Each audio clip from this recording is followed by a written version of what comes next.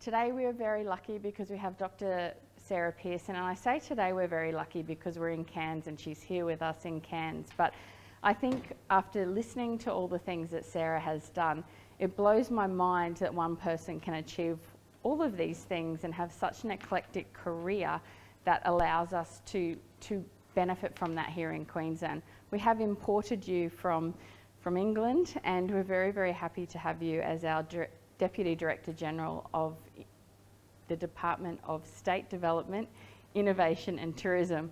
I continue to say the Department of Innovation, but do understand that we do have a lot of leaders here from tourism and state development as well. So thank you very much for joining us.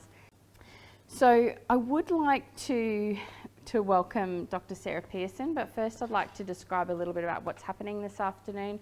Sarah's going to give us a keynote about her vision for innovation within the region, and that's something, you know, I understand there are a lot of tourism businesses and there's a lot of businesses in Cairns, in far north Queensland, doing it tough, and a lot of us are supporting those businesses. And I know firsthand that we continually hear from our entrepreneurs how much they appreciate the support that they get from us, but also from everyone else in the room, so I do want to acknowledge that. I'd like to welcome our panel now. Matt McKinley, now I've got your last name, thank you, who is the founder of Digigo.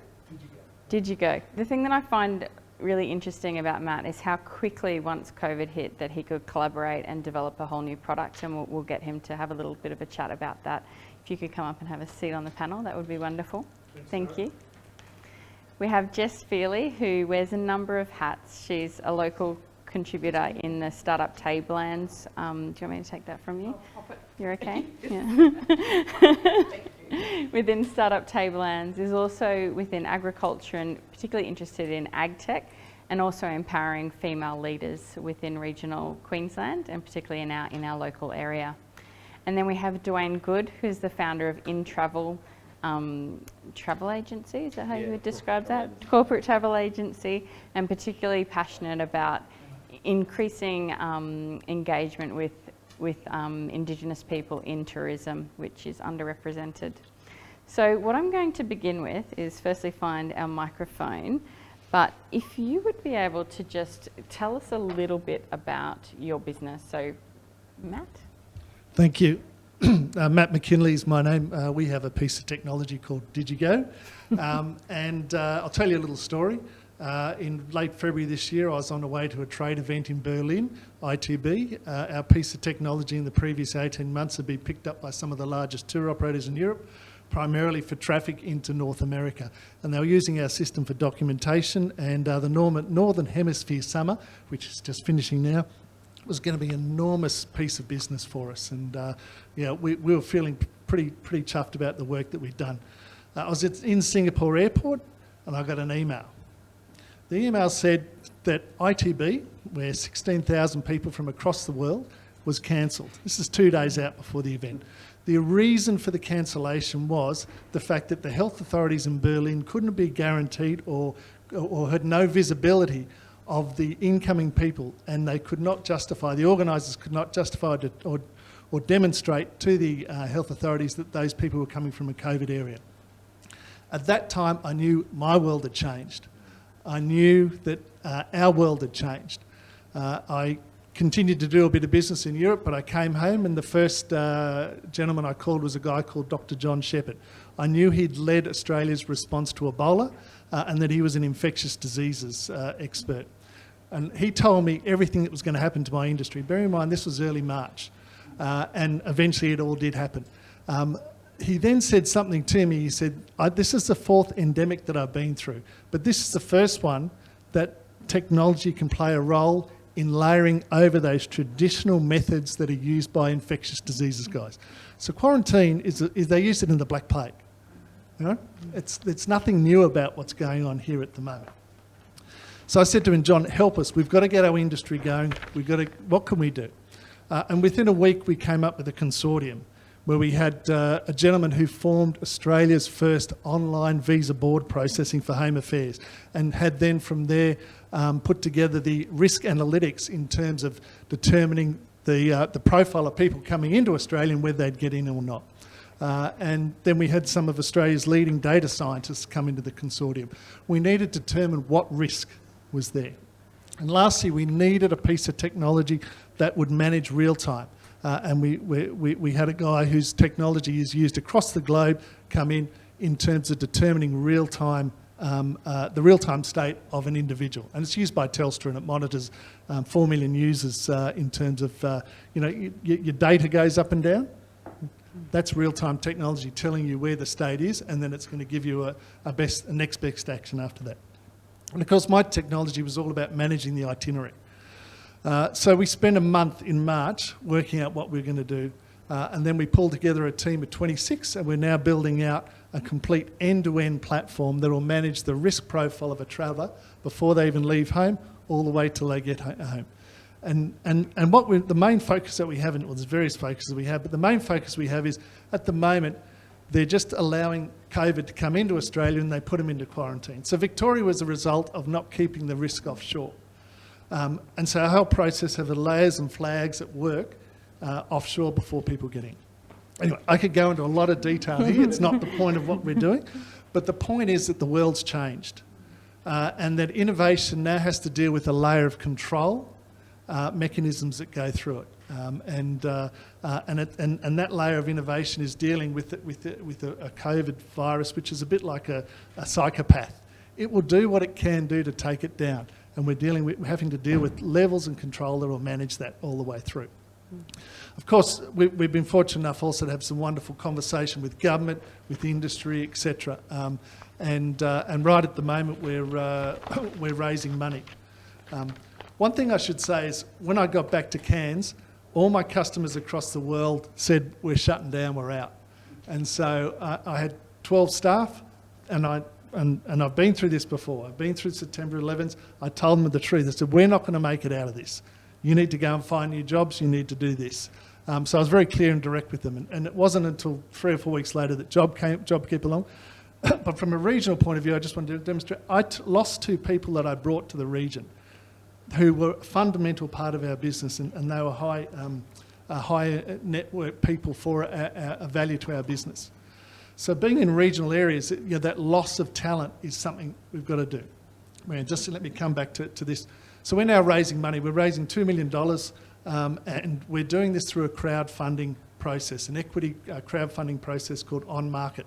The reason we're doing it is we had a number of significant investors who wanted to look at the product and to get involved, but we believe this is a community problem and we wanted the industry to come into it. Oh, thank you very much.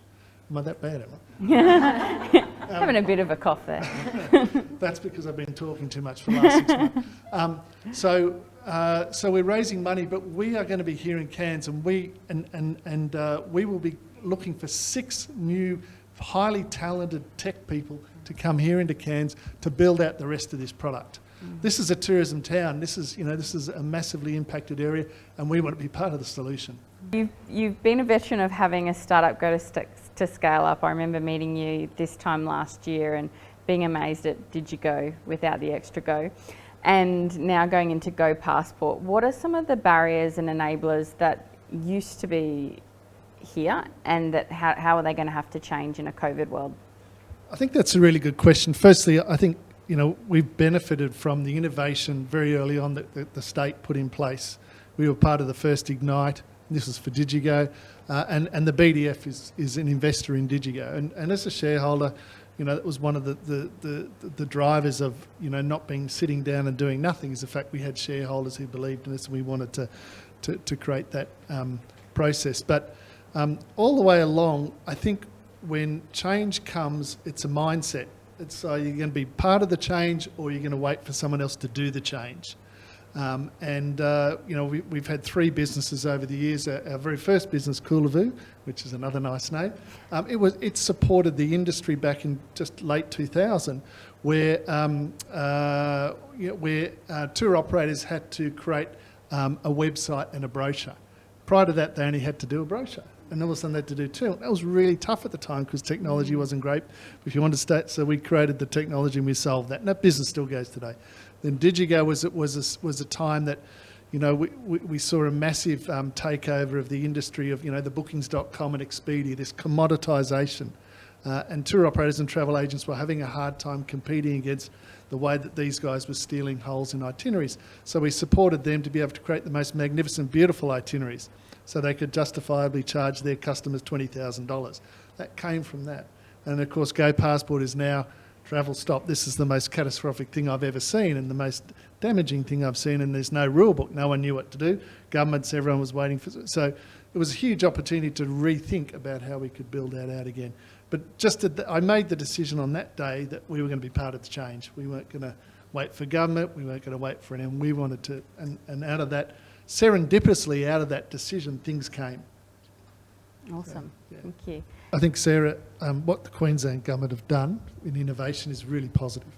And it does provide the tools for credible businesses to get a foot into the market or get going or co-invest and do all those sort of things. So I would suggest you really keep continuing those programs. And just from our point of view, from people in the room here, I think it's going to be another tough 6 months, but life will start to come together. One of the questions about money is that if you need money, you need to go and ask for it. And we've got to go and look up on market. Yeah. It's on the line. Yeah. We would love you to invest. You can invest from as little as $250, but it will help our industry recover and it'll help us get going. And it'll also demonstrate to government that the people of Australia are behind a technology solution, particularly the industry. So we'd love to do that. And then maybe 2 years' time, we'll give you a conversion point, give you all your money back and plus some more. So, thank you. And Sarah, just to... So life will never be the same again, and it is a hard transition that we're going through, but if anyone can make it, it's innovators and entrepreneurs. And I think it's so encouraging to hear and heartwarming to hear of the changes and adaptations that you're making. And I know it's not easy, but I'm really thrilled to hear that you are making those changes and you're getting your way through.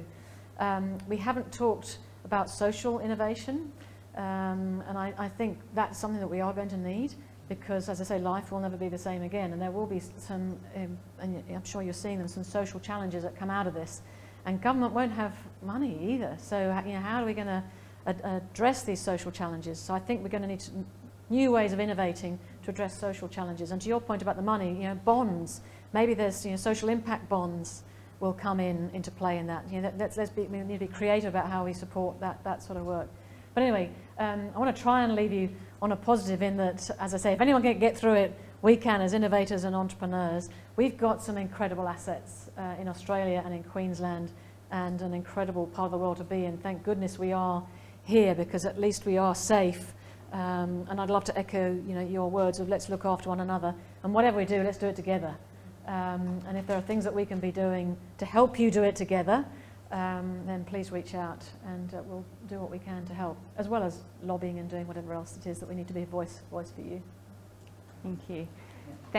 If everyone could join with thanking the panel and Sarah, thank